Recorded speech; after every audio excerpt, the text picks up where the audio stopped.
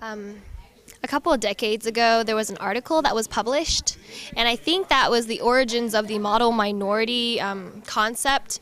And the article basically evaluated about 100 Japanese families in California.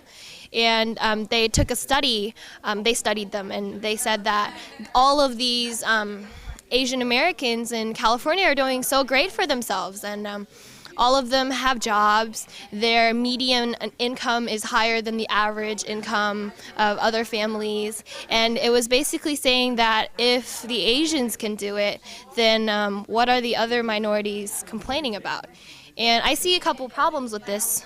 One being that they're pitting communities of color against each other. So it's saying that if the Asian American community can bootstrap themselves up from $500 when they immigrate here and end up making more money than the average standard family household, then really it's all about individual merit, and why can't the other communities of color do it too? The second problem I see with this is that they only looked at 100 Japanese American families in California, which is not completely representative of all of America and the diversity of Asian Americans. I mean, there's Palestinian American, Bangladeshi American, Indian American, Chinese American, Korean American, Laotian American, Malaysian American, just so many different types of Asian American people from Asia, and you're only looking at one segment of the population. But nonetheless, the article got a lot of reward, and just so many people read it and thought, well, that's really true.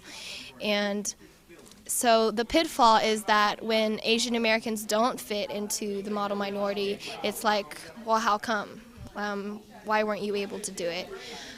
I think that a lot of the reason why it appears that way is that there's this huge brain drain of families that immigrate to America, and they are only allowed out of their respective countries because they passed a certain level of an exam, or they came here because of work, or they came here for graduate studies. And so very naturally, some people who come from certain countries like China or India get here based on an academic record.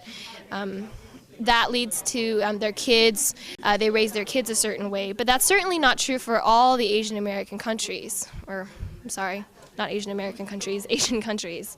A lot of people are refugees, a lot of people move over for different reasons, and a lot of that side of the population is neglected because of the model minority myth. It kind of casts this shadow over them, and that way America can say they're doing great and not have to make programs or worry about those who are in the shadows.